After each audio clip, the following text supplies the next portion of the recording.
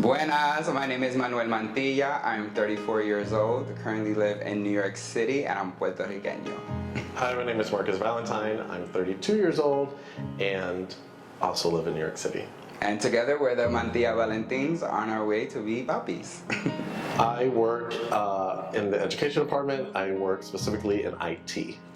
And I also work in the education field, focusing on special education.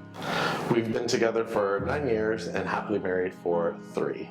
We thought about having children because we both come from Latino families, very fun, energetic, warm, welcoming, inviting. And it's also been something that we've kind of initiated since the beginning when we first met. Do you want to have kids? And that answer has always been yes. So we felt that why not start trying to have our own and begin that process. We started the Surrogacy Process first by attending seminars and doing a little bit of research. From there, we went into a lot of consultations locally here in New York City. We expanded into the tri-state area, looking at different fertility clinics. We also dabbled with the idea of doing it international and just kind of getting familiar with some of the policies and restrictions. It was a lot of research in the beginning, which then kind of helped us decide what path we wanted to take. And through this journey, access was really important. If we need support with our family or friends, and essentially we landed and started our process here in New York. We went with Northwell Fertility Clinic because the team was so welcoming and inviting. They made us feel really comfortable. It was really scary. We felt that our story specifically, having a known donor, having a known surrogate, just walking into the clinic, they made us feel just part of the family in the Northwell fertility kind of process. And it was really nerve-wracking because we kind of did not know what the cost of this was. It was more of like, just keep going and going and going. Essentially, it landed us where we needed to land.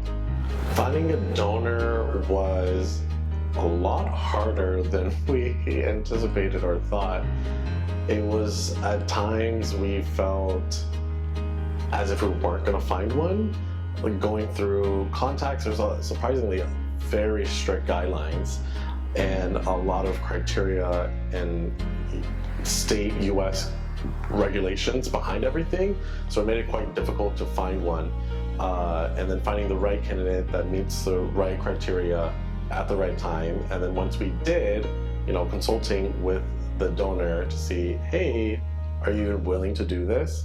So it's actually very hard. It was a lot harder than we anticipated. We chose to have a donor that's in our lives and that we know personally versus going through an agency, picking a random, person from a catalog. We felt that our journey to being parents meant that we would want our donor to be part of our family. We know our donor. She is extremely close to us. It was really nerve-wracking to have the initial conversation. It was not the first, the 50th, the 60th, it was like, I would say 100th conversation we've had. But we felt really good about this donor because it felt right. It felt part of our story was going to start there. During the IVF process, we were very excited. I think we had a little bit of frustration that led up to the happy part. One of those examples is the unexpected cost, and multiple times calling the insurance and getting the proper codes and calling the clinic back and making sure and finding out that the codes are not gender neutral, they're gendered, and not every insurance accepts the proper code, and getting hit with a lot of bills and unexpected expenses.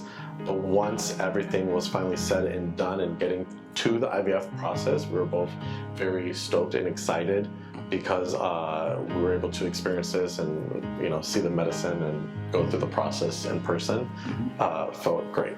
We were able to retrieve 20 eggs, and from those 20 eggs, Marcus and I both fertilized 10 and 10 evenly, and from those we were able to successfully create 9 embryos. We were able to do a transfer, move the embryo into our surrogate at the time, and it was successful. It stuck. We were able to get our first pregnancy test. We were very excited at that time. 2 weeks later, we had a follow-up, also positive, so we were very excited. Unfortunately, it stopped growing after 30 days, and after 30 days, our doctor informed us the best thing to do is to stop with the process.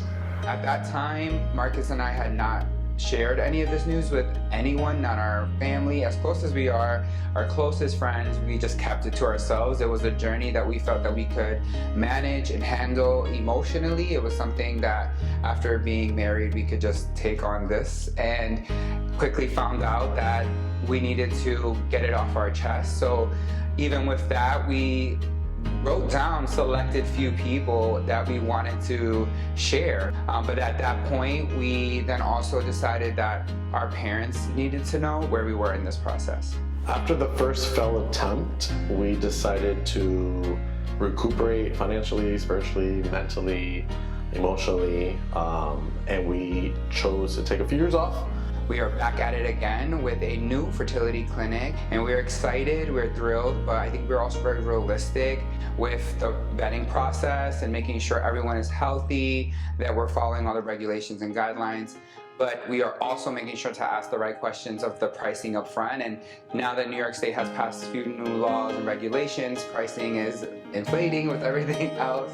And that's where we're at right now, is just being really strategic in terms of, how do we want to approach this journey for us? I think going through this process again a second time, we're much more knowledgeable and realistic and kind of aware of what to expect and how to expect it. The support that we're looking for now in this process is moral support, emotional support from our friends, our families.